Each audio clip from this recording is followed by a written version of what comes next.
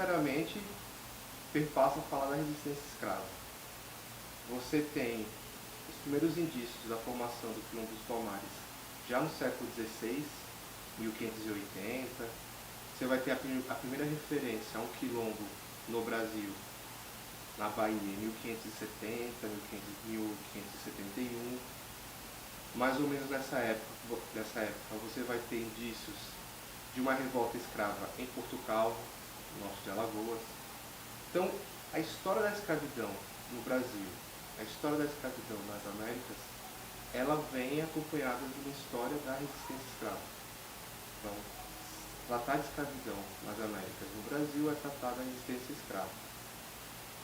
Os primeiros indícios de quilombos, no entanto, se fazem na África, em São Tomé e Príncipe. Uma história de um navio negreiro que naufragou e a população construiu as primeiras comunidades de escravizados fugitivos, que poderíamos chamar de quilombos, que vem de uma expressão banto, que é um dado significativamente importante de pontuar aqui. Os primeiros africanos que vêm para o Brasil, eles vêm da região centro-africana, o que hoje seria o Gabão, Angola e os dois Congos. Então, basicamente, os primeiros que formaram o Quilombo dos Palmares vieram das populações bantus. E o que difere a história do Quilombo dos Palmares para a história dos outros quilombos que existiram nas Áfricas e nas Américas, incluindo o Caribe? É que ele é um maior em extensão territorial. Então, se a gente for pensar hoje em dia, no auge, Palmares ia das proximidades do que é Penedo hoje, numa linha reta até o sul de Pernambuco.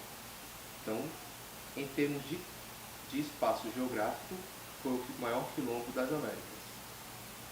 E também tem a sua magnitude em relação ao tempo. A gente está falando de uma formação que se dá em 1580, 1590.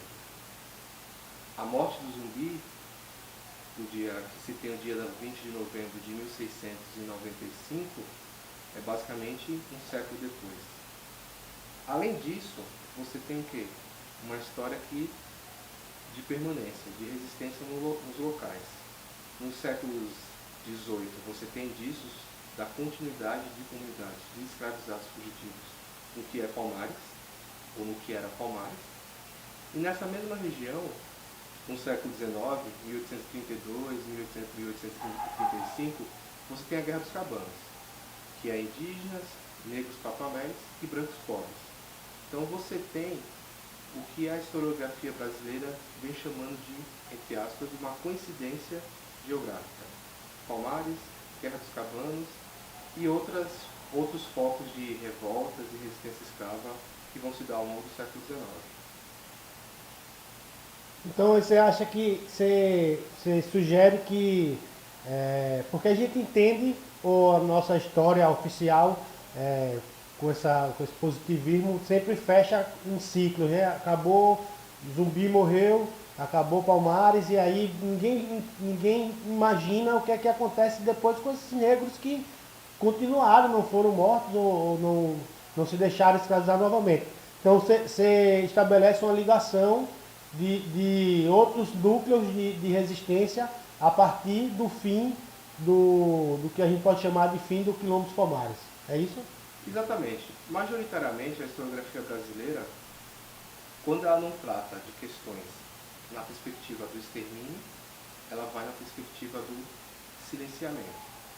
O que eu estou falando? Que você tem uma história de Palmares majoritariamente escrita com base nos relatos das guerras contra Palmares. Então, como é que os historiadores, os pesquisadores sobre o Quilombo dos Palmares escreveram seus livros, seus textos? Com relato dos comandantes, correspondências, né, intituladas como, por exemplo, Relação dos Feitos de Guerra ao Palmares durante o governador Dom Pedro de Almeida, por exemplo. Então, essa historiografia, sobretudo do século XIX, quando vai pegar esses documentos, vão escrever textos sem nenhuma crítica e vão reproduzir o discurso do colonizador. Então você tem uma história de Palmares inerente a uma história da Guerra dos Palmares. O que isso significa? Se a Guerra dos Palmares terminou, termina a história do Quilombo dos Palmares. Só que não é bem assim. Você vai ter focos de permanência ainda no século XVIII. E não é à toa que cerca de 200 anos depois da imersão dos bandeirantes ali de Domingos Jorge Velho e companhia, você vai ter uma guerra envolvendo negros escravizados, negros libertos, indígenas e homens brancos pobres. Eu costumo dizer que Palmares talvez seja, dentro dos estudos da escravidão, o assunto que mais foi fruto de teses, dissertações, livros e artigos. Por outro lado, é o assunto que mais precisamos continuar estudando. Basicamente você tem uma visão eurocentrada do que foi o Quilombo dos Palmares. Então, alguns historiadores mais recentes vêm problematizando isso, né, procurar pensar Palmares para além das óticas eurocentradas, que seria a ótica do colonizador, e tentar construir uma história na contranarrativa, a contrapelo desses documentos, que são documentos que narram a derrota palmarina, que narram o assassinato, o extermínio e o derramamento de sangue. As batalhas em geral, né? Exatamente. Aí você acredita que o desafio hoje para os historiadores, para quem pretende se debruçar sobre Palmares, é entender esse cotidiano, ou então a micro-história, né, das relações, de como se deu ou como se dava a organização social, política. Você acha que o desafio é esse, fugir dessa temática que vem a partir, lógico, dos documentos oficiais, das batalhas, e tentar reconstruir com mais profundidade esse cotidiano de Palmares, para não reproduzir, como a gente vê ainda hoje, pessoas até com certa influência política no país, dizendo: Zumbi tinha escravos, Zumbi queria se libertar, mas mantinha escravos dentro dos Palmares. A gente vê que isso é um discurso que era reproduzido até antes da República e ganha força com esse revisionismo que a gente vê. Você acha que é um desafio construir a história do cotidiano de Palmares, das relações sociais, das relações políticas que existia? Sim, é um desafio que, em certa medida, você já tem, né, alguns historiadores e intelectuais indo nessa linha. O que precisamos entender sobre Palmares, e o desafio é como entender através de quais documentos vamos entender isso. Refletir melhor sobre a organização social e política, sobre o cotidiano, sobre a participação das mulheres nessa organização no dia a dia. Então, se são mulheres que vêm da África Central, elas tinham um dia a dia, um cotidiano, um lugar social, e elas vão desenvolver isso ou ressignificar suas histórias de vida na diáspora, aqui no Brasil, no Caribe e por aí vai. A gente tem um livro que já é meio que um clássico, que é a Liberdade como um Fio, que vai ser organizado por dois historiadores conceituados, que é o Flávio dos Santos Gomes e o João José Reis. Dentro desse livro, nós vamos ter alguns artigos que já apontam, né, para essas novas formas e novos olhares de pensar Palmares. E aí eu destacaria o da Silvia Almor de Lara, que é uma professora do Departamento de História da Unicamp, e que aqui ela intitula o artigo da seguinte forma: do singular ao plural, Palmares, capitães do mato e o governo dos escravos. Você também vai ter textos de antropólogos, de arqueólogos, né, que vão estar pesquisando essa questão, e que ela faz coro a essa ideia de que a resistência escrava ela vai estar presente nos séculos do tráfico e da consequente escravização. Então, ter um livro desse hoje é possível também porque você teve outras pessoas que pontuaram e que marcaram, né, uma época tratando não só do plano dos Palmares, mas como da história da resistência escrava. E aqui dá pra gente rapidamente pontuar o Clóvis Moura, que tem com o Rebelião da Senzala, e que também tem os Quilombos, que são uma das obras dele. Clóvis Moura esteve em Alagoas, pesquisando, traz algumas reflexões a partir dos anos 50 e que vem construindo, né, uma história de Palmares nessa contranarrativa de uma episteme ocidental, que é você ir para o enfrentamento de um discurso historiográfico muito forte do século XIX, com o projeto História Nacional, via Instituto Histórico e Geográfico Brasileiro e via Instituto Arqueológico e Geográfico Alagoano, que é o IAGA, e que depois vai se tornar o Instituto Histórico e Geográfico Alagoano, que vão produzir em sua revista, já na segunda metade do século XIX, narrativas sobre Palmares, colocando como bárbaros, incivilizados, como entraves ao desenvolvimento do Brasil enquanto uma nação independente. Né? Então, você tem uma intelectualidade pensando um projeto de história nacional num país escravocrata. O Brasil vai ser a última nação americana, do continente americano, a abolir a escravidão. E o século XIX mostra como que o Estado Imperial Brasileiro, a partir de 1822, vai fazer uma série de políticas para esticar, que a gente vai chamar de manutenção da escravidão ao longo do século XIX. Aí vem aquelas histórias da lei para inglês ver, né?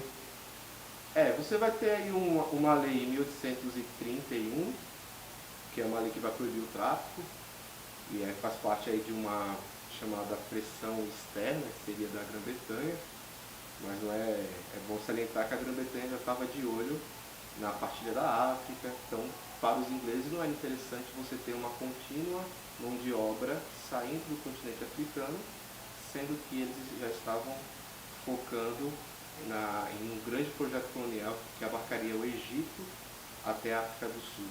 Né? Então era um projeto dos ingleses. E você tem a Inglaterra perdendo, né, sua principal colônia nas Américas, que é os Estados Unidos da América.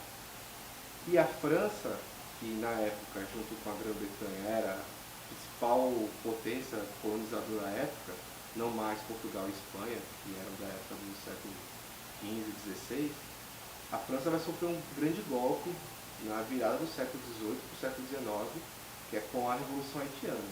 Então, a principal colônia francesa, a maior produtora de açúcar no mundo é o Haiti, e vai passar por uma revolução que vai abolir a escravidão. O Napoleão, no Haiti, vai sofrer sua maior derrota, vai perder o seu cunhado, Charles Leclerc, né, e nunca vai conseguir reconquistar o Haiti. Então você tem, do plano de vista da ótica da liberdade escrava, você tem um grande marco que vai se dar ali entre 1791 e 1794 até 1804, que é quando alguns historiadores pensam esse processo revolucionário. E aí depois você vai ter no Haiti uma série de desdobramentos, mas o Haiti ele vai continuar sendo uma nação independente e a primeira nação liberta de africanos ou de africanos em diáspora. E aí a gente tem, né, poucos livros que tratam dessa questão, e aí se destacaria o do C.L.R. James, Os Jacobinos Negros. Hoje em dia você tem uma produção mais larga em relação ao Haiti, mas você tem pouca tradução dessa produção no Brasil. Então você tem uma historiadora chamada Ada Ferrer, e você tem um historiador haitiano bastante importante que já faleceu, que é o Michel Rolfe Trillo, que ele tem uma obra intitulada Silenciando o Passado. Então ele vai mostrar como a historiografia ocidental silenciou a Revolução Haitiana, porque era um evento que era negado. Não é possível que uma nação conseguiu fazer uma revolução, se tornar independente, uma colônia daquela França da igualdade, liberdade e fraternidade. E qual foi a leitura desses escravizados no Haiti sobre esse lema, né? Então ele vai tratando como é que continua sendo negado essa história de forma contemporânea aos acontecimentos e de forma posterior na historiografia. O que é a história, a produção historiográfica europeia fala sobre o Haiti? Um parágrafo, uma frase, muito pouca coisa. E o Haiti vai simbolizar uma sinalização para as colônias, para os escravocratas, que os africanos, os seus descendentes de diáspora, que estão em condição de escravizados, né, podem fazer uma revolução, uma revolta, um levante. Isso a gente está falando de 1804. É a É. primeira independência de colônia nas Américas. Aí você vai ter ali junto com os Estados Unidos, né? Que inclusive ilustra muito bem o que a elite brasileira pensava do desfecho da escravidão. Eles não queriam um desfecho via Revolução Haitiana, muito menos queriam um desfecho via Guerra Civil Norte-Americana. Então, tanto o Brasil como Cuba, né, foram criando estratégias para você esticar essa escravidão. Então, se você pensar, se o Haiti aboliu a escravidão no final do século XVIII, o Brasil só vai abolir a escravidão no final do século XIX. Então você tem quase um século de diferença, né, de uma abolição para outra. Né? Então isso vai muito como é que a nação brasileira ela foi sendo costurada via escravismo. E repercute ainda hoje, né? E aí a gente vendo esse processo histórico, né? Quase 4 séculos de escravização, e aí chega, você falou das leis que em certa medida foram pensadas para esticar o máximo possível, e deságua com a Lei Áurea, né? O 13 de maio, e que provoca também o golpe da República, né? A elite brasileira, inconformada com o fim da escravização, rompe com a monarquia e funda essa república com um golpe militar. Como você vê essa relação desse esticamento da relação de produção escravocrata no Brasil, a Lei Áurea e a proclamação da República? É um período bastante importante. Inclusive tem uma historiadora baiana que tem um interessante livro chamado O Jogo da Dissimulação, né? A Vlamir Albuquerque.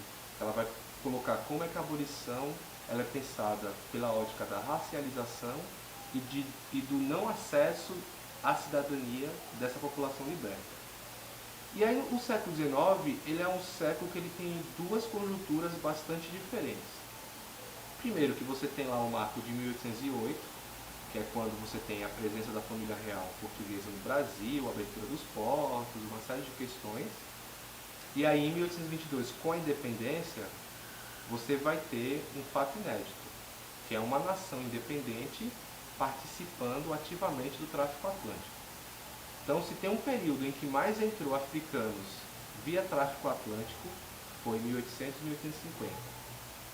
Já estava as abolições pelas Américas, pelo Caribe também, já estavam sendo sinalizadas, então você tem uma elite de traficantes, de escravizados, uma elite na política que vai pensar em você dinamizar esse tráfico atlântico, já pensando, né, num futuro próximo de abolir a escravidão no Brasil. E aí você tem essa chamada lei para o inglês ver, e a partir de 1850 você vai ter uma série de leis que durante muito tempo foi colocada pela historiografia, era passada nas escolas como a abolição gradual, mas ao mesmo tempo essa ideia de abolição gradual ela escondeu como é que o Estado Imperial Brasileiro foi amarrando esse esticamento da escravidão no Brasil. Então vamos lá, você tem 1850, uma lei que de novo coloca a questão do fim do tráfico atlântico sendo aprovada, mas isso não vai significar um imediato fim do tráfico atlântico. Inclusive você vai ter uma série de embarcações africanas de navios negreiros chegando na costa brasileira até mais ou menos 1862, 1863, como algumas pesquisas recentes vão mostrando. E você fala um pouco disso no seu livro, né?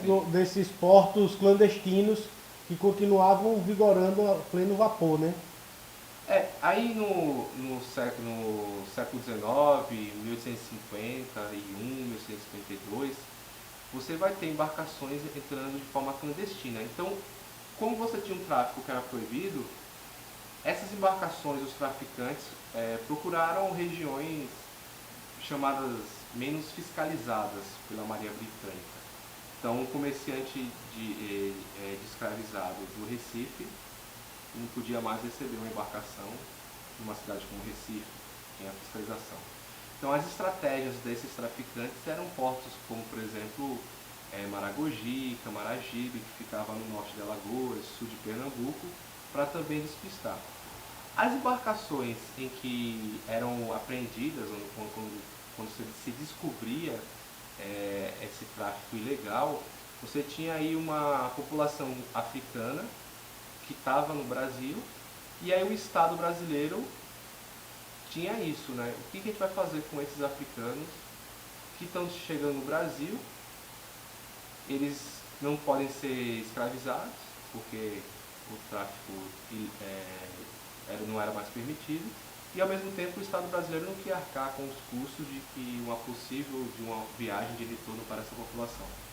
Então você vai ter aí a criação de uma categoria jurídica, que é os africanos livres, que em número talvez chegue a 8, 9 mil africanos livres em todo o território brasileiro. E aí tem o livro da Beatriz Mamigonian, Africanos Livres, Abolição do Tráfico de Escravos no Brasil, que foi lançado recentemente, fruto das suas pesquisas na tese de doutorado, mas também foi atualizado aí nos últimos anos. E aí, essa categoria de africanos livres, ela era colocada sob custódia de um curador, chamado Curador dos Africanos Livres, e aí essa população tinha dois destinos: podiam ser arrematados por particulares ou trabalhar em obras públicas, que no caso seriam o cemitério, o farol, Santa Casa de Misericórdia, mas majoritariamente eles eram arrematados por particulares. O que isso significa dizer? Que eles tinham que esses africanos e essas africanas livres iam ficar sob uma custódia de um senhor escravocrata. Então, no dia a dia, na casa grande, onde esses africanos eram colocados para trabalhar, você não tinha uma diferenciação por parte do senhor de quem é escravizado ou de quem é africano livre. Então, você tinha o que uma historiadora que também pesquisou os africanos livres vai chamar de os meias caras. Eles não são brasileiros, não são africanos, não são escravizados, mas também não são livres. E aí você vai ter essa categoria jurídica que cotidianamente vai se fazer valer da leitura e da legislação existente ao seu benefício. Então, eles tinham que prestar serviço por cerca de 12 anos, só que no dia a dia elas afirmavam: eu não sou escravizado, eu sou africana livre, eu posso morar onde eu quiser, eu posso fazer onde eu quiser. Na UFCEL você vai ter a presença dessa categoria jurídica. Inclusive, eu estudei no meu mestrado um pouco as africanas livres. Então, nesse livro Sobreviver e Resistir, os caminhos para a liberdade de escravizados e africanas livres, eu conto um pouco das histórias de africanas como Benedita, Maria, né, que habitaram a cidade de Maceió, e como é que no dia a dia elas foram tecendo estratégias de sobrevivência, de resistência, para conseguir, via processo, a sua carta de emancipação, no caso das africanas livres. E no caso das escravizadas, que eu também estudo no livro, seriam as cartas de alforria. Então, como é que se conseguia alforria no Brasil no século XIX? Alforria de ganho, comprada, alforria via testamento. O senhor escravizado dizia: se você tiver um bom comportamento, eu vou deixar aqui no meu testamento que você vai ser liberta assim que eu chegar ao falecer. Elas também vão tentar estratégias via sociedades abolicionistas.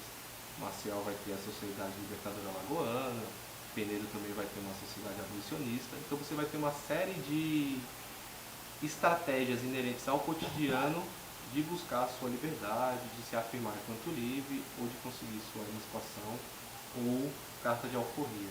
Então você vai ter essas estratégias dessas africanas. Dentro dessa conjuntura do século XIX, basicamente a segunda metade do século XIX. Então, após a lei do fim do tráfico, a de 1850, você vai ter uma série de outras legislações que é importante para entender, né, os resquícios da escravidão na sociedade contemporânea, ou seja, nos dias de hoje, e como é que essa população liberta ela foi jogada a uma situação de não acesso à cidadania. Quando eu falo não acesso à cidadania, são direitos básicos, como moradia, educação e saúde, que vai ser um problema social muito forte no final do século XIX e no século XX. Você vai ter a Lei de Terras, de 1851, que basicamente impede o acesso à terra das populações africanas ou africanos em diáspora, afrodescendentes.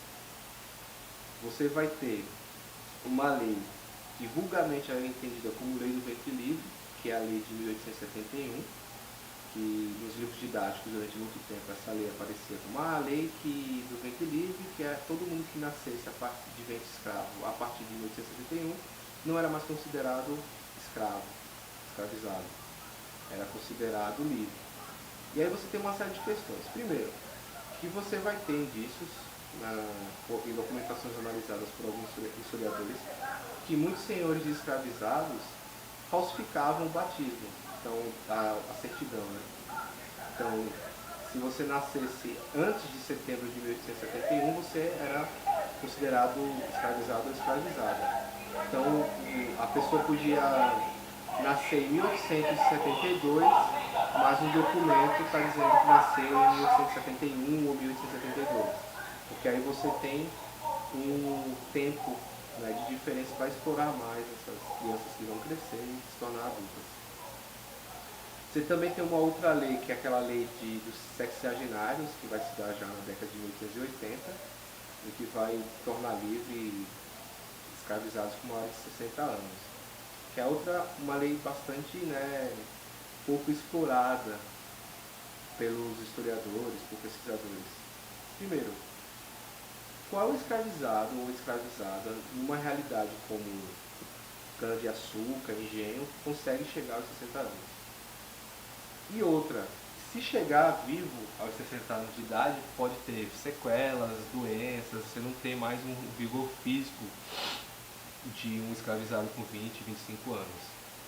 E em Maceió, que eu pesquisei tanto no mestrado como no doutorado, você tem nos jornais notícias de negros e negras escravizadas que vão ser expulsas das casas dos senhores, e esses senhores vão alegar que não querem mais sustentar ou dar de comer ou roupas para essas pessoas, porque elas não produzem mais e apenas causam prejuízo. Então você vai ter um cenário na década de 1880 em Maceió, basicamente nas ruas do centro, de bastante população de rua, né?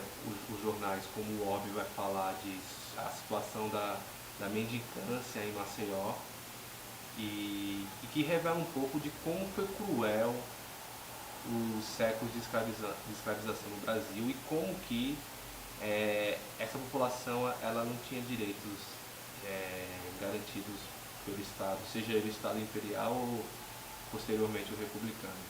Então, só um exemplo. Tem uma cena que é descrita de um homem que faleceu e está há dias o corpo em decomposição numa rua do centro de Maceió, e aí a correspondência publicada no jornal vai pedir providência, sendo que os cachorros já estão se alimentando do cadáver. Então isso é só um relato de como é que era o cotidiano da cidade de Maceió, que é uma cidade negra, uma presença africana incrível, né, e como é que essa população era relegada. Então é um exemplo particular de Maceió, de Alagoas, mas que também se tornou comum em outras capitais, em outras cidades escravistas, como Recife, Salvador, Rio de Janeiro e por aí vai. E aí a gente chega na Lei Áurea, né? Que aí um pouco dessas leis que você fala para ir prolongando ao máximo a escravização, mas nunca pensada de como absorver essa população para promover a cidadania deles, né? Que a gente pensa a Lei Áurea, a gente lê a Lei Áurea, só tem 2 artigos, né? acaba a partir de agora, acaba a escravização, a escravidão de negros e revoga-se tudo ao contrário. Assim, não há uma política pública pensada pelo Estado brasileiro, nem durante a monarquia e também durante a República, depois do golpe militar, de Deodoro e tal, de absorção dessa população para a cidadania e para a mão de obra assalariada, né? E, ao mesmo tempo surge a ideia do branqueamento e da imigração de europeus e asiáticos para o Brasil. É bastante interessante tratar desse assunto porque ele já abre uma outra conjuntura, uma realidade nova que vai ser do século XX e que está articulado. E no caso de Alagoas, você pensar o fim da escravização de africanos e seus descendentes já no final do século XIX, 1888, décadas depois você vai ter um episódio que daqui a pouco a gente pode conversar até sobre, que é o 1912, que é o quebra de Xangô em Alagoas. Então, como é que a história de Alagoas é uma história que marca genocídios, né? O que foram os cabanos, o que foi Palmares, o que foi também sobre as populações indígenas. Mas, atentando a essa conjuntura, de fato a Lei Áurea é uma lei curta, se resume a uma, duas linhas, e que também é um resultado das tensões da época. Você tinha um movimento abolicionista forte, você tinha um movimento de senhores escravocratas também forte, que eram traduzidos pelo Clube de Lavouras. Então esses fazendeiros de grandes propriedades se reuniam em cidades como Recife para criar estratégias para combater essa cultura e já sinalizada a abolição da escravidão. Então, principalmente na segunda metade do século XIX, você vai ter um debate intenso na sociedade, dentro da política, sobre a abolição da escravidão.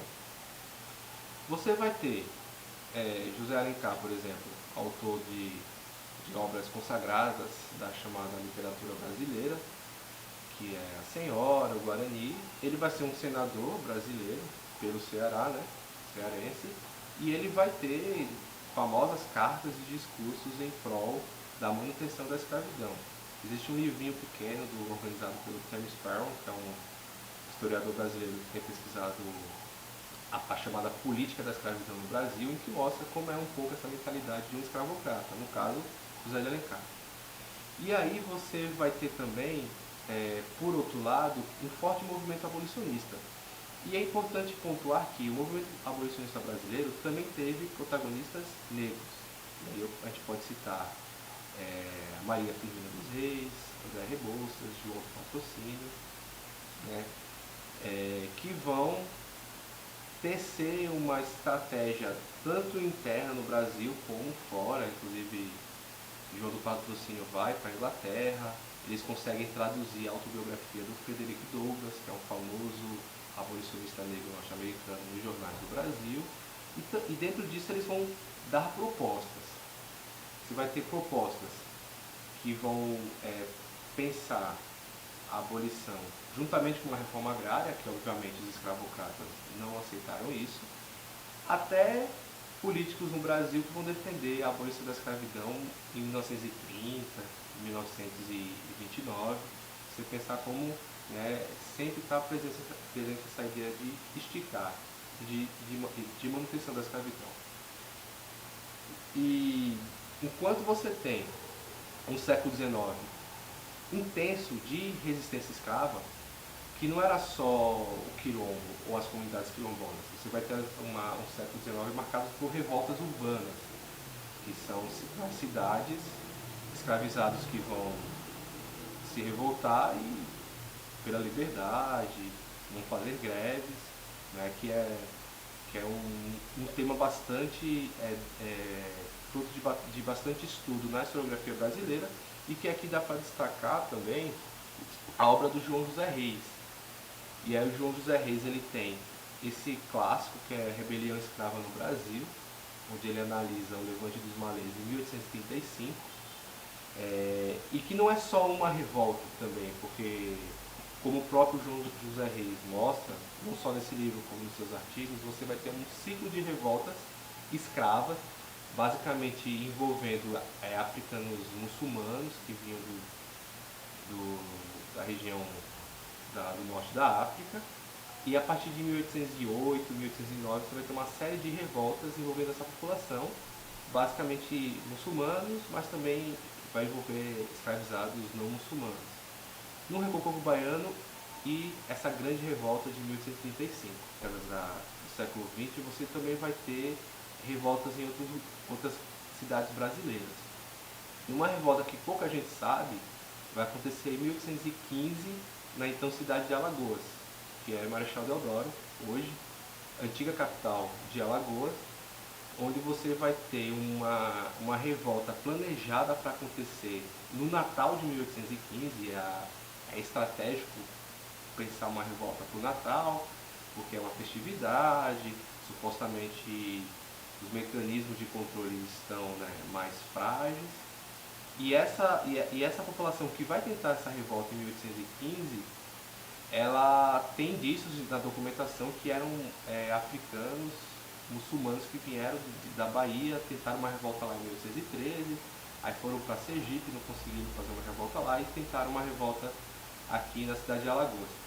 E aí você tem um discurso na historiografia alagoana, no caso, via Abelardo Duarte, da chamada ideia de uma revolta que foi sufocada pelo ouvidor Batalha, que é uma figura que vai emergir como protagonista dos episódios de 1817, da chamada Emancipação Alagoana.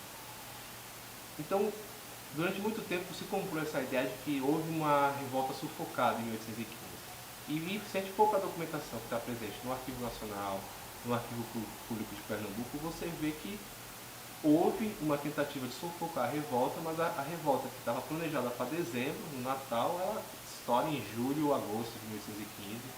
E você tem confronto das tropas repressoras, das tropas antiquilombos, com essa população escravizada, né? Então, a cidade de Alagoas, entre cerca de um mês, vai se envolver num confronto, e essa população vai se esconder nas matas. E esses, então, escravizados muçulmanos, eles nunca vão ser presos ou descobertos. E aí rola todo um debate se eram muçulmanos ou não, se vieram da Bahia ou não. De fato, você vai ter escravizados presos e que vão a julgamento em 1816, 1817, e eram chamados escravos de gentes pobres, né, que é uma outra dimensão para você pensar, porque a gente acha que escravidão ela é definida por senhor de escravo grande, proprietário, e que possui vários escravizados. A escravidão brasileira ela proporcionou isso.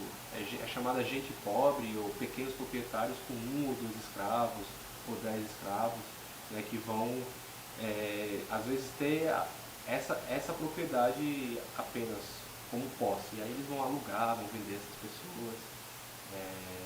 Então isso mostra um pouco as dinâmicas internas da escravidão no Brasil e particularmente em Alagoas. Então, voltando para a questão da abolição, você vai ter um longo século XIX de resistência, e junto com o que eu falei da legislação, da lei de terras, das chamadas leis abolicionistas. Então, quando chega na década de 1880, basicamente o Brasil e Cuba são as únicas nações com a escravidão em vigor. E aí você vai já ter o exemplo de outras nações que aboliram a escravidão antes do Brasil, décadas antes, mas também que não significa dizer que elas são mais evoluídas. E aí no caso da Argentina, eles aboliram a escravidão lá antes da gente. E o que fizeram com as populações africanas que ficaram? Extermínio. Ou mata, ou elas vão ser colocadas no interior da Argentina, e essas histórias vão ser silenciadas. Pouca gente sabe que você vai ter uma revolta escrava em Buenos Aires na década de 1790. E por que tinha escravizados em Buenos Aires? Você tinha um circuito do tráfico via Rio da Prata, que vinha de Moçambique, passava pelo Rio de Janeiro às vezes, e pelo Rio da Prata subia para países como Peru e Chile, né? Então você tem essa conjuntura posta. 1880, década, portanto, ela vai se apresentar como uma década de construção de quilombos diferentes dos quilombos que a gente está acostumado a ver na história, como Palmares, que é um grande quilombo, ou o quilombo do Cariterê, que vai ter no século XIX. São chamados quilombos abolicionistas. E os mais famosos vai ser o quilombo do Jabaquara, em São Paulo, e o quilombo do Leblon, no Rio de Janeiro. O que seriam esses quilombos abolicionistas? São comunidades escravizadas que vão fugir e que vão sofrer vão ter o auxílio, né, de sociedades abolicionistas. Então você vai ter os caifás, que vão pegar os escravizados nas fazendas de café e vão levar para esses quilombos abolicionistas. Então se apresenta uma conjuntura, né, dada aí da escravidão, da abolição da escravidão. 1886, basicamente, acaba a escravidão em Cuba, e aí o Brasil, pessoas que vão fugir de Curitiba, vem para Maceió, em 1886, e quando questionadas por que estão em Maceió, elas vão falar que elas querem ir para o norte. Por que elas querem ir para o norte? Porque o Ceará já tinha abolido a escravidão. Então você tinha já no Brasil chamado Território Livre do Ceará. Você vai ter outras cidades que vão abolir a escravidão e antes do Brasil enquanto nação, que é um dado bastante interessante. Você vai ter muitos territórios livres nos Estados Unidos. No Brasil você vai ter uma abolição do Ceará em 1885, consolidada. Então essas notícias sobre o Ceará, onde aboliu a escravidão, elas eram circuladas de boca ao ouvido via portos marítimos em Recife, Salvador e em Maceió. E aí, em contraponto a essa situação de fuga, de quilombos abolicionistas, de atuação das sociedades abolicionistas, sem eximir o protagonismo escravizado na conquista por sua liberdade, você vai ter uma organização dos escravocratas que vão ser os clubes de lavoura, que vão discutir a situação da abolição e por aí vai. E vão cobrar, né, medidas do governo para eles terem um ressarcimento das suas percas e de cobrarem associações ou pessoas que estão auxiliando na fuga desses escravizados. Inclusive eles vão debater a imigração europeia, basicamente italiana, e também a imigração chinesa. Você vai ter no Nordeste, nesse projeto de imigração europeia, italiana, não vai vingar como acontece no Sudeste. E esse clube da lavoura, esses clubes de lavouras, eles vão meio que rechaçar a mão de obra chinesa com base nas já em circulação teorias raciais que hierarquizavam a chamada raça branca, amarela ou raça negra. Então, basicamente, a mão de obra livre pós-1888 vai ser uma mão de obra negra. Então, quando se pensa no mundo do trabalho, os trabalhadores alagoanos, em 1892, 1902, a população trabalhadora operariada é uma população negra. E aí, você também vai ter, por outro lado, muitas correspondências desses proprietários nos jornais alagoanos. Diário de Alagoas, o Ordem, foram alguns que eu dei uma olhada, cobrando das autoridades e dizendo, fugiram 12 escravizados meus e estão em Maceió. Maceió está se tornando um covil de escravizados fugidos. Maceió é um grande quilombo, com essas palavras vai aparecer nos jornais. E queremos que as autoridades tomem providência. E se não tomar, nós vamos nos armar e vamos invadir Maceió atrás dos escravizados que nos pertencem. Com essas palavras, né? E o que acontecia em Maceió na época? Você vai ter uma cidade que você vai ter muitos territórios negros e muitos territórios que vão se constituir como uma espécie de quilombos na cidade. Jaraguá e Pajuçara, você vai ter muito relato de escravizados que fugiram. Inclusive vai ter comerciantes dizendo que é um absurdo, que o Jaraguá, que é o território do porto, do comércio, você tem tanto africano, tanto negro ali naqueles trapiches, se escondendo dos seus proprietários. Você vai ter muitas notícias da Pajuçara, como um território que tem uma presença africana muito forte. Bebedouro, você vai ter também relatos de que lá não tem delegacia de polícia e as pessoas libertas e escravizadas fazem o que querem, entram nas casas das pessoas. Então você vai ter uma cidade como Maceió, que ela é construída por redes sociais basicamente negras. No caso, se a gente for pensar, pegar de exemplo dois bairros, Cambola e Mutange. Então são duas expressões que vêm dos vocabulários das populações bantus, das populações centro-africanas. E imagina no século XIX, 1877, 1888, você sair de Bebedouro para o centro de Maceió.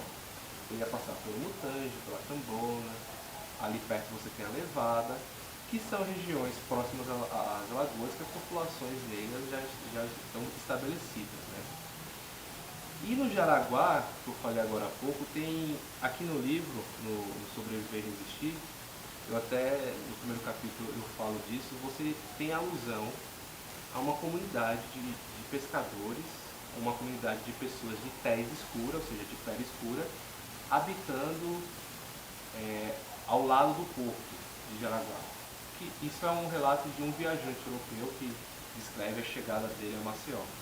Então essa população que anos atrás foi expulsa pela prefeitura de Maceió, Favela Sururu do Capote. exatamente, a Sururu do Capote, já estava lá nas primeiras décadas do século XIX. Então, né, como é que essa cidade ela vai, portanto, sendo construída como alicerce, uma base africana. E aí você tem, de fato, a abolição em 1888, que é uma abolição, que é uma lei, a lei chamada Lei Áurea, que ela apenas fala que a escravidão no Brasil está extinta. Ela não tem nenhum projeto de reforma agrária, não vai pensar no acesso à cidadania dessas populações. Dentro disso é que os movimentos negros, os integrantes da população negra brasileira organizada, vêm ao longo do século XX dizendo que o 13 de maio é uma data falsa, é uma data que serve para os monarquistas, mas a data que a população negra reconhece como um marco de luta pela liberdade é o 20 de novembro, que é a data, o 20 de novembro, do chamado assassinato do Zumbi, mas ela não se resume apenas à morte do Zumbi, ela simboliza a luta por liberdade não só de Palmares, mas como dos malês, das escravizadas que habitavam Maceió, das escravizadas que habitavam Rio de Janeiro, Salvador, fala dos africanos que habitavam as terras do Cabo Norte, que é o atual estado do Amapá, que tinha uma ligação com as Guianas, eles iam e vinham pelas fronteiras. Então você tem um país que foi erguido com um sistema escravocrata. De norte a sul, de leste a oeste, a escravidão foi presente, com suas particularidades. E aí esse cenário que se desenha a partir de 1888 é um cenário de bastante dívidas para essas populações africanas. Porque, consequentemente, com a abolição da escravidão em 1888, a chamada Proclamação da República em 1889, você vai ter uma continuidade de legislação que vai afetar a população negra. Você tem a lei da vadiagem, você vai ter o Código Penal, e que vai tornar o cara que pratica capoeira um bandido, o sambista como um bandido. Então, ao longo do século XX, você tem outras lutas que vão ser protagonizadas pelas populações negras, e vai estar inserida na Guerra de Cabanos, na Revolta da Vacina, na Revolta da Chibata e uma série de outros episódios já do século XX. E sem falar da lei que proibia o acesso ao ensino público, né, dos negros. Já no início do século XX, existia uma lei que, ao mesmo tempo, uma lei que dava direito ao acesso aos filhos de produtores, à educação superior, até bem pouco tempo, até a década de 70. O Brasil, logo após a proclamação, tem uma lei que proíbe o acesso dessas crianças negras ao ensino público. Que é uma lei que vai causar muitos danos para a população negra no geral. Você vai ter uma porcentagem de analfabetizados muito grande, e que até você consolidar um sistema público de ensino, você ter a garantia do ensino público gratuito, e uma coisa que a gente luta até hoje, de qualidade, é uma longa luta que vai perpassar todo o século XX. A gente está em 2019 e parece que estamos falando de de 100 anos atrás, mas temos esses problemas hoje, né? Em resposta a isso, a essa situação de preconceito, de racismo, de cerceamento de liberdades e desse não acesso à cidadania, o século XX vai mostrar uma outra história, que é a história da organização da população negra enquanto movimentos. Já nos anos 20, você vai ter o surgimento de uma imprensa negra. Nos anos 30, você tem o surgimento da Frente Negra Brasileira, um grande partido que surge justamente para denunciar o racismo. Homens que iam num barbeiro na cidade de São Paulo e o barbeiro era branco e eles se renegavam a cortar o cabelo, fazer a barba dos negros. Então você tem um mito da chamada democracia racial, vai dizer que o Brasil não teve um apartheid, como nos Estados Unidos e como na África do Sul, mas nos anos 20 e nos anos 30 esse racismo velado era denunciado pelos membros da Frente Negra Brasileira.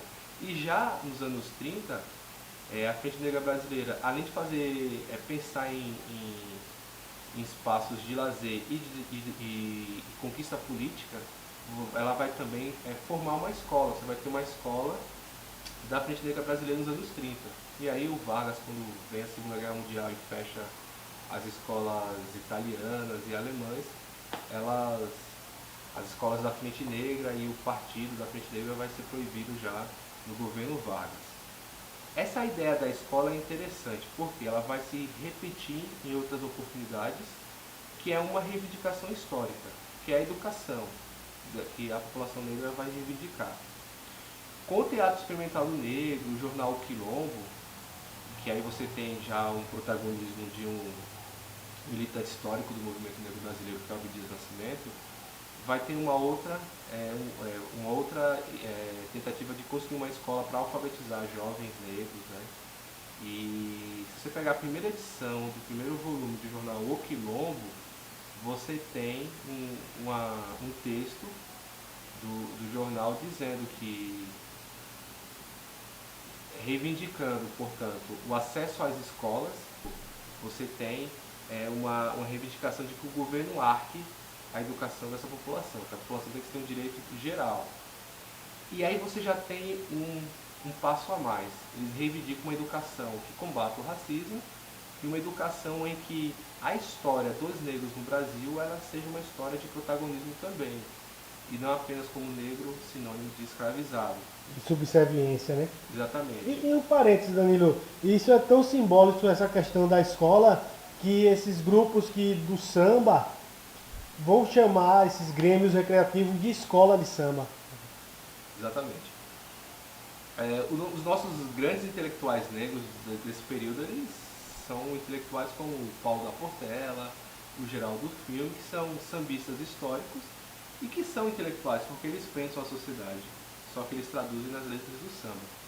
Então a Beatriz Nascimento, que é uma importante historiadora, uma intelectual negra brasileira, no documentário Ori, tem uma passagem que ela vai definir as escolas de samba como um grande quilombo, como um espaço de liberdade, um espaço onde os corpos se movimentam e ancoram memórias, ancoram saberes. Então você vai ter, né, além das escolas de samba, já nos anos 70, o movimento dos bailes blacks, que é uma mistura do que é o samba com a black music. No Rio de Janeiro você vai ter ali a Renascença Club. Então esses espaços de sociabilidades negras, clubes recreativos, escolas de samba, são espaços também de produção de saberes, né?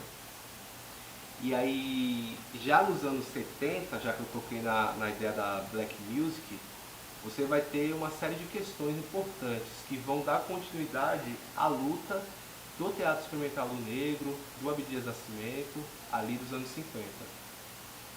Que nesse ato dos anos 50 e dos anos 70, a gente não pode esquecer que você tem ali o regime civil-militar, e o Abdias inclusive vai para o exílio, só que ele, em vez de ir para a Europa, ele vai para os Estados Unidos, lá entra em contato com as fronteiras negras, com aquela luta antirracista que estava se dando lá nos anos 60. Nos anos 70 aqui no Brasil, você também tem um protagonismo negro de luta contra a ditadura militar.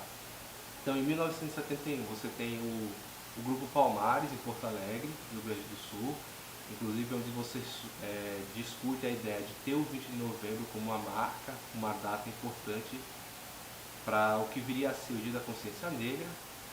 A gente não pode perder de vista que em 1974 você tem o Ilhéaê, é o Médici indo para o Geisel, o governo Médici, o mais sangrento, indo para o governo Geisel, em plena ditadura militar, AI-5 vigorando, chamados Anos de Chumbo, e você tem o surgimento de um Ilhéaê, que não pode ser entendido apenas como um bloco afro-carnavalesco. O Ilhéaê faz parte da história dos movimentos sociais brasileiros. O Ilhéaê é movimento negro, e que no Ilhéaê também você vai ter, né, a ideia das escolas, a construção de escolas internas do Ilhéaê, etc. Passa-se aí alguns anos, em 78 para 79, veio o chamado reorganização do movimento negro. E aí você tem uma data importante, que é a data de fundação do movimento negro unificado, que tem uma foto histórica na escadaria do Teatro Municipal em São Paulo, e nesse dia você tem figuras como Abdias Nascimento, Alélia Gonzalez, o Milton, indo para as ruas e dizendo, ó, existe racismo, existe preconceito, o negro está sendo morto pela polícia, o negro é o maior índice de analfabetismo no Brasil, e eles vão, junto com essa bandeira de ter o dia 20 de novembro como o dia da consciência negra, uma marca importante, para você marcar uma posição do 20 de novembro contrário, como contraponto ao 13 de maio. 13 de maio não é dia de negro, como diz uma canção afro. E aí você tem, né, na conjuntura da redemocratização, já nos anos 80, um processo que já começa nos anos 70, mas vai para os anos 80, de novo o Abdias Nascimento tendo uma participação importante enquanto deputado constituinte. Então você tem uma Constituição em 88, onde você vai ter ali algumas sinalizações em relação a terras indígenas, terras quilombolas, e essa ideia da educação vai perpassar também. E paralelo a todo esse processo, em 1988 você tem o chamado Centenário da Abolição.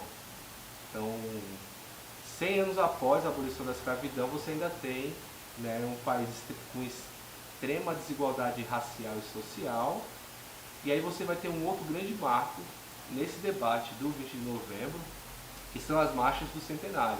O movimento negro brasileiro vai se organizar, sobretudo nas capitais, São Paulo, Rio de Janeiro. Tem vídeos na internet da Lélia Gonzalez discursando, repressão policial, querendo impedir que a marcha vá para as ruas, mas ali estava sendo colocado a denúncia ao racismo e cobrando o que a gente vai começar a chamar de políticas de ações afirmativas, políticas públicas para sanar essas desigualdades, né? E os anos 90 vêm e essas reivindicações elas continuam. Você já vai ter ali, em 1995, um marco extremamente importante na história do movimento negro brasileiro, que é a marcha do Zumbi dos Palmares 300 anos. Então, você tinha ali 300 anos da morte do Zumbi, e o movimento negro brasileiro, sem WhatsApp, sem YouTube, sem Facebook, sem Instagram, vai organizar uma grande marcha nacional do Dia da Consciência Negra, e ônibus do Brasil todo vão para Brasília passar o 20 de novembro. E aí você tem participação já de figuras históricas como a Sueli Carneiro, o Cimar Rosa Dias, o Vicentinho. Internamente, na Câmara dos Deputados, você tem uma figura como o Paulo Paim. Então você vai ter lideranças adentrando aos prédios públicos, inclusive em contato com os políticos da época, entregando suas reivindicações, e do lado de fora, todo o movimento negro brasileiro marchando, fazendo suas falas e também sambando, cantando, dançando, porque faz parte do ser negro. Suas memórias, seus saberes estão ancorados em seus corpos. 1995, portanto, marca uma data importante nessa luta antirracista no Brasil, e também tem a ver com essas ideias, com a ideia de política de ações afirmativas, e o que viria a se chamar, nos anos 2000, da Lei do Ensino de História e Cultura Afro-Brasileira. Em 96 você tem a LDB, Em 97 para 98 você tem os chamados parâmetros curriculares nacionais, inclusive você vai ter um volume chamado Pluralidade Cultural, que é uma resposta do governo, da educação, dos intelectuais que pensam a educação no Brasil, em relação a uma denúncia do movimento negro que é histórica. Ela está nos anos 30, nos anos 50, nos anos 70, que a escola ela reproduz o racismo da sociedade. Então a escola é uma instituição que é racista, que é violenta para as crianças negras e que é necessário repensar a escola para que ela seja um prédio que facilite o combate ao racismo e não um prédio que aprisione crianças ou que seja um espaço social de violência para as crianças negras. Então, dentro disso, você tem essa proposta do dia 20 de novembro já ali como um calendário escolar e que não é pensar o negro como se pensa no dia do folclore, o neguinho do pastoreiro, Saci Pererê, como se faz com o dia do índio, né, de colocar a música da Xuxa e todo mundo vai apitar o apito e brincar de índio. É pensar num dia, e que não seja o único dia do ano, nem o único mês do ano, novembro, mas você pensar todo um calendário que proporcione mostrar que a cultura negra, as culturas africanas e diásporas, elas são culturas que são base da sociedade brasileira e elas não podem nem serem racializadas, estereotipadas, muito menos folclorizadas. Em 99, o Brasil vai participar de uma conferência internacional de combate ao racismo e aí toda essa mobilização do movimento negro, que é histórico no século XX, né, vai ocasionar em 2003, 2004, na Lei 10.639, que é a chamada lei que implementa o ensino de História e Cultura Brasileira.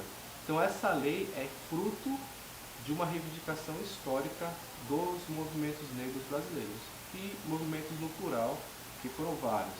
Foi o Ilhaê, foi o Movimento Negro Unificado, foi ali o Jornal Quilombo, o Teatro Experimental do Negro, foi a Marcha dos Zumbi dos Palmares.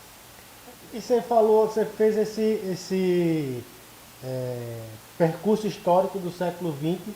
Você passou em 89 com a questão da Constituição, 88 na Constituição, 89 com a questão do movimento.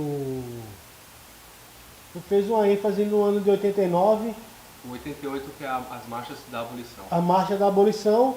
E a gente vê que em 89 surge até surge antes, mas em 89 com os Racionais, surge também nesse bojo aí de luta do movimento negro, e a gente vê que pega os discos do hip hop, do movimento rap, do movimento hip hop e do rap, a gente vê que tem uma força grande, assim, essa questão da luta do negro, a denúncia da violência policial, né? A gente acha que você englobaria também o movimento hip hop dentro desse arcabouço de movimentos contra o racismo, contra a violência policial e por uma promoção de uma cidadania plena para a população negra? Sim, com certeza. E aí a gente também, para pensar o hip hop, que vai ter uma cena específica ali dos anos 90, que é uma cena histórica do hip hop nacional, pensar também em voltar nos anos 70 com a Black Music, esses bailes blacks que vão se fazer presente, sobretudo nas capitais brasileiras, Brasília, São Paulo, Rio de Janeiro. Belo Horizonte. Belo Horizonte vai continuar nos anos 80. E aí você tem uma espécie de bifurcação. Você vai ter no Rio de Janeiro os MCs vão fazer os raps das comunidades, e que depois vai ser conhecido como funk carioca. E em São Paulo você vai ter o surgimento e a consolidação de uma cena rapper. E é interessante pensar como essas bandas de fim dos anos 80 e início dos anos 90, sobretudo, vem com a denúncia do racismo e da violência policial. Então, se pegar o primeiro álbum do Pavilhão 9, se tiver 10 músicas, 8 tocam na questão da violência policial. Se você pegar o Raio-X do Brasil, porque os Racionais eles vão lançar músicas, mas você tem ali o Raio-X do Brasil em 92 para 93, você tem também essa ideia do cotidiano das comunidades, da violência policial.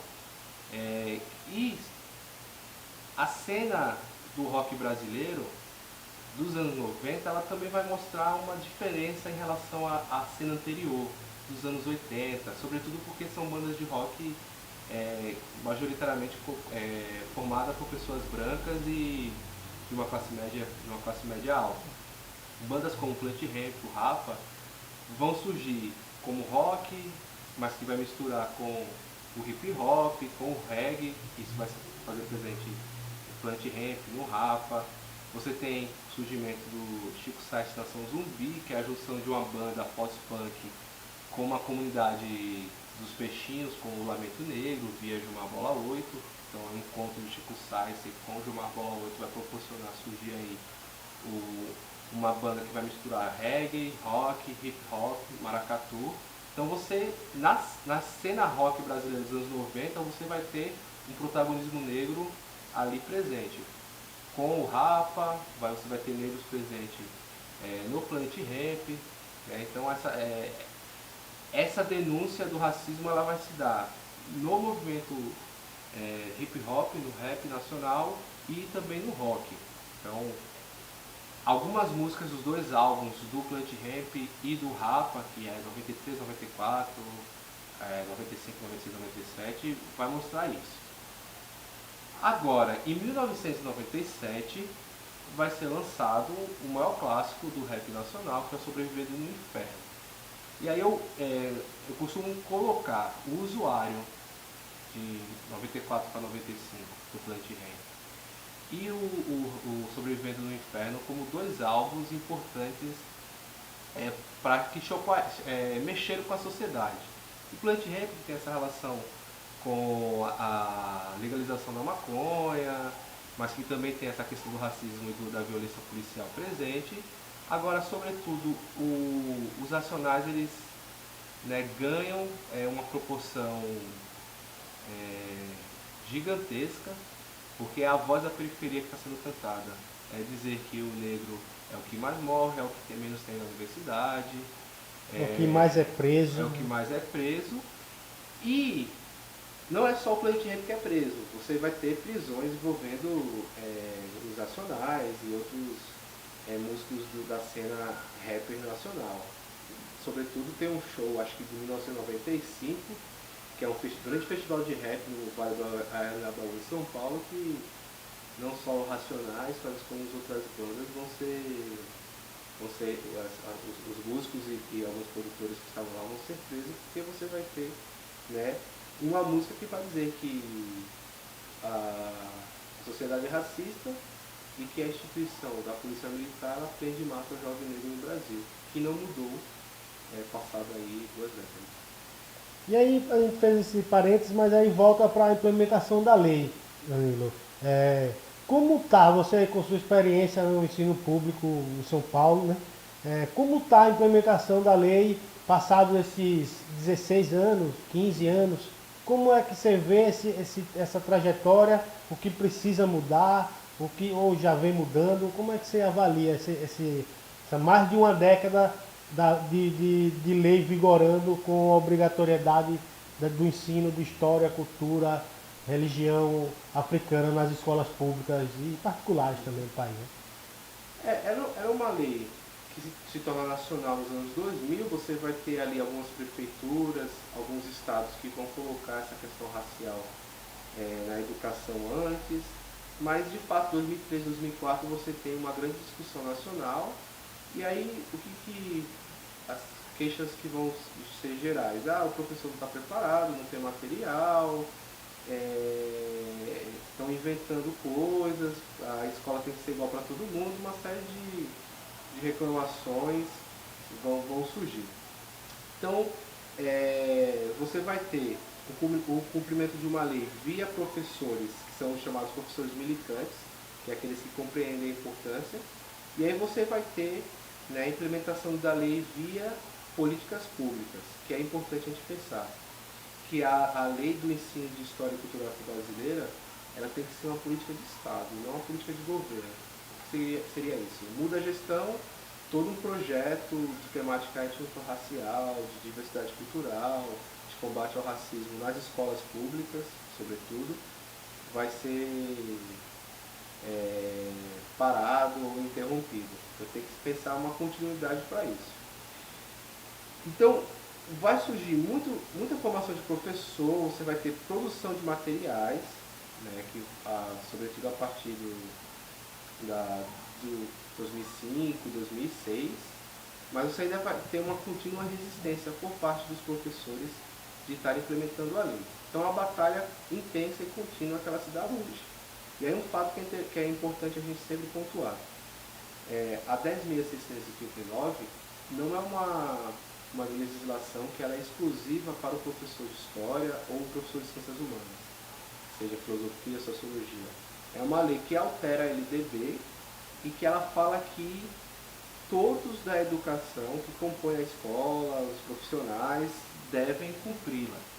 E porque não é apenas você dar aula de história do negro no Brasil, é você pensar numa educação antirracista, é você pensar como é que a escola pode contribuir no combate às desigualdades sociais e no combate às desigualdades raciais.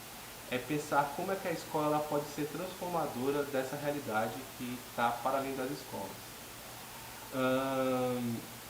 Passados alguns anos da lei, pensou-se na importância de fazer uma formação específica para os gestores, porque muitos professores tinham a ideia, tinham conhecimento e queriam fazer projetos, mas recebia um não dos diretores ou dos coordenadores. Não, pode causar problema, porque tratar de África ou de Áfricas ou de cultura afro-brasileiras necessariamente pode tratar das religiões de matrizes africanas, então não querem ter problemas com os pais e por aí vai.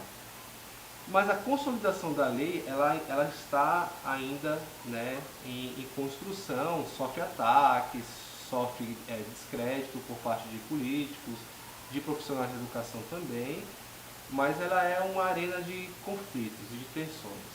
Então é uma luta política e uma luta cultural, é um jogo de xadrez, de marcar território, mas a gente não pode esquecer que você vai ter outras legislações posteriores a 10.639 e que reforçam a importância dessas práticas antirracistas no cotidiano escolar.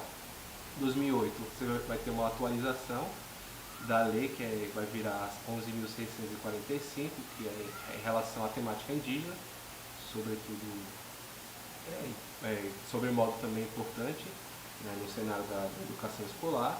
E você também vai ter o Plano Nacional de Educação e depois os planos municipais de educação, que você vai ter no Plano Nacional metas de evasão escolar, metas de combate a essa grande ausência de alunos, e que isso tudo perpassa o debate da educação para as relações étnicas e raciais. Quem são os alunos que abandonam a escola?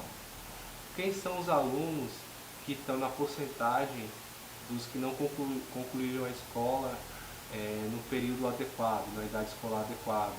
Quem são quem faz parte dos números, segundo o IBGE ou essas outras pesquisas educacionais, que não estão inseridas nos alfabetizados, ou seja, os analfabetos ou os analfabetos ocupacionais. Tem uma série dentro da educação você tem uma série de terminologias em relação a isso.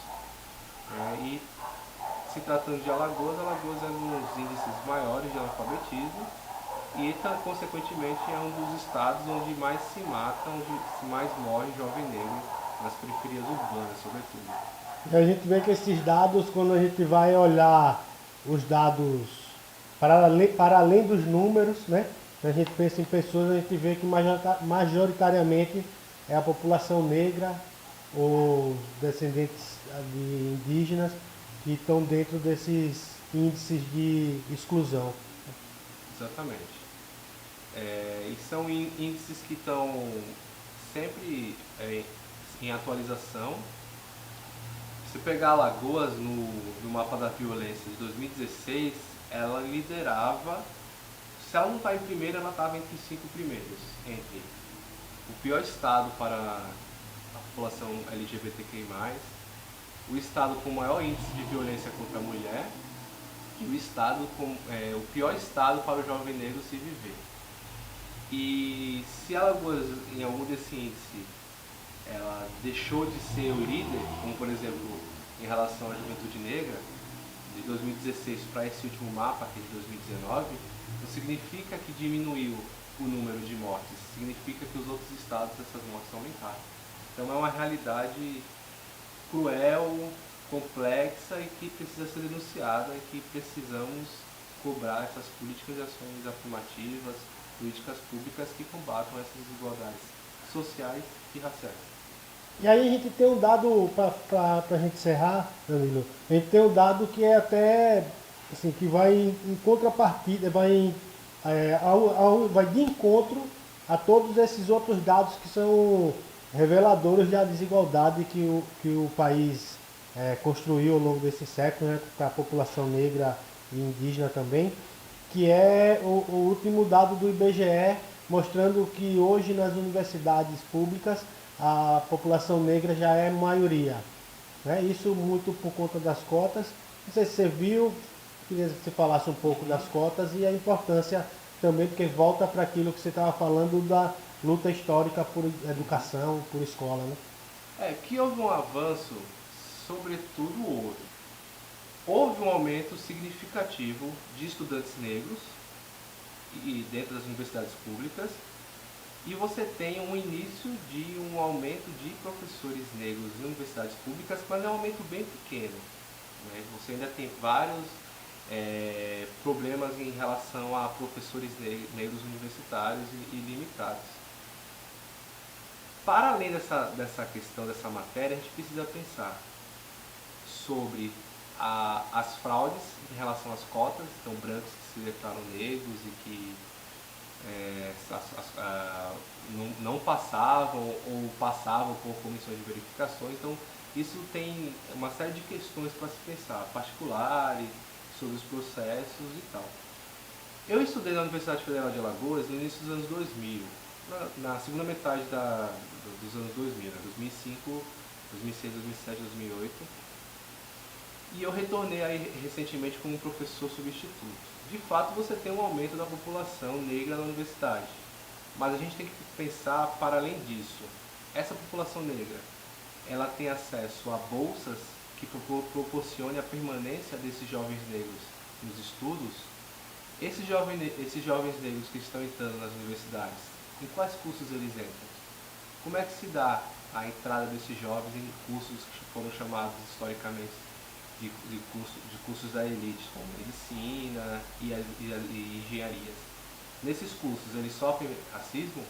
Nesses cursos eles têm bolsas para conseguirem se manter na universidade? São cursos extremamente caros em relação a materiais, né? Livros, materiais de laboratório e objetos inerentes à profissão. Então como é que é o cotidiano desses jovens dentro das universidades?